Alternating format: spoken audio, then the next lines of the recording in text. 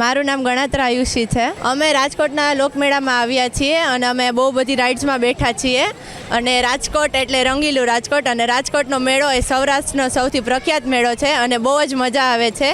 અને અહીંયા police safety અને બહુ બધું સારું છે અને અમે બહુ જ મજા કરી છે.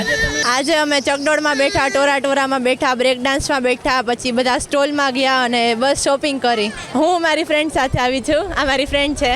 મને બહુ જ મજા આવી. અમે ટોરા, બ્રેક ડાન્સર, ચકડોળ ઘણી બધી રાઇડ્સમાં બેઠા હતા અને બહુ જ મજા આવી. આ મેળો બધાએ માણવો જોઈએ. ઘણા બધા સ્ટોલ્સ પણ સારા છે ને રાઇડ્સ પણ સારી છે. પહેલાં નહોતી ચાલુ પણ હવે બધી રાઇડ્સ ચાલુ થઈ ગઈ છે, તો બધા એન્જોય કરવી જોઈએ રાઇડ.